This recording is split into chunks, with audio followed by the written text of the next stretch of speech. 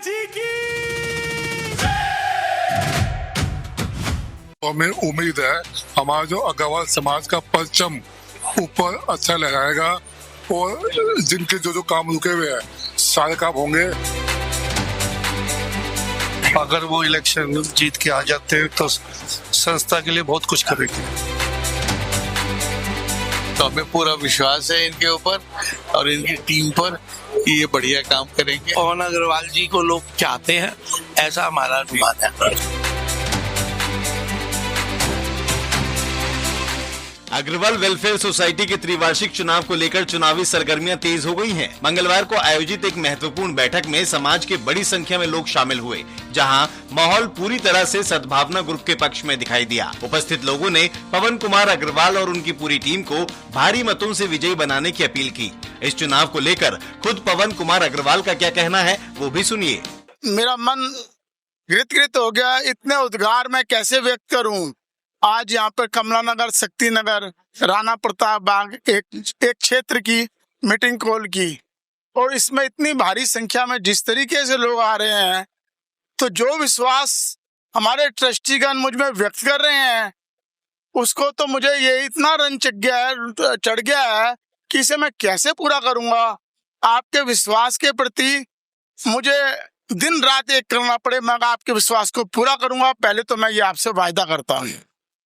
मेरे इस चुनाव में आने का, अग्रवाल सोसाइटी में आने का मुख्य कारण हमारा जो अस्पताल जो खुद बीमार है उसको बीमारों की रक्षा करने के लिए, बीमारों के इलाज के लिए तैयार करना हमें, जो कि खुद बीमार है।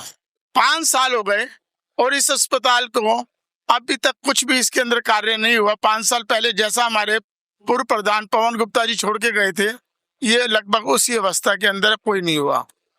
तो सबसे बड़ा चैलेंज तो मेरे को यही है कि मैं इस अस्पताल को एकदम पुनर्जीवित कर दूं और इसके लिए आप सबका सहभागिता, आप सबका सहयोग, आपका प्रेम और प्यार जो मुझे मिल रहा है उसके लिए मैं गृत हूँ। पवन अग्रवाल जी के लिए हम ये कहना चाहेंगे कि इनके नेतृत्व में हम काम करना चाहते हैं और अगर पवन अग्रवाल जी की टीम आती है तो जो हमारी सोच है कि हम इस हॉस्पिटल को एक अल्ट्रा मॉडर्न हॉस्पिटल बनाना चाहते हैं, उसको हम तभी बना सकते हैं जब हमारी संपूर्ण टीम मिलके काम करेगी। मैं ये आश्वासन देता हूं कि हम आने वाले 6 महीने के अंदर हॉस्पिटल में जितने बचे हुए कार्य हैं उनको हम संपूर्ण कर लेंगे और तकरीबन 1 जनवरी 2027 से हम इसको जनता को समर्पित कर देंगे।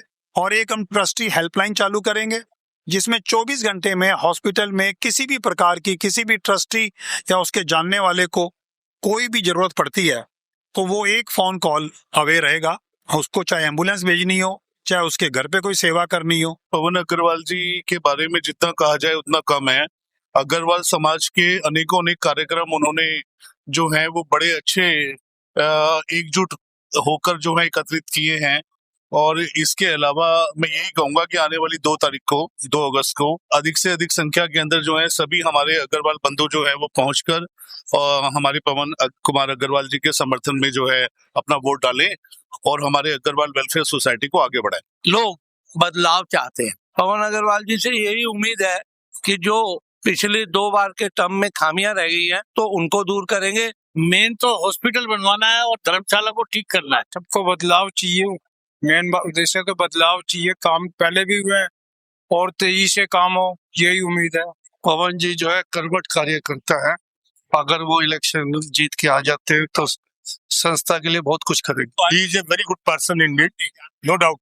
ही इज वेरी एजुकेटेड और मतलब कि वेरी समाज सेवी और जो भी कह सकता हूँ, मतलब मिलनसार, दूसरों के काम आने वाले और मतलब समय पे अपना समय देते हैं। पूरा समझदार आदमी है तो इससे उन्नति ही होगी। पवन अग्रवाल जी अच्छे इंसान है, सामाजिक है, ईमानदार है और वो संघर्ष करने वाले व्यक्ति हैं और मैं उनसे कई बार मिल भी चुका हूँ।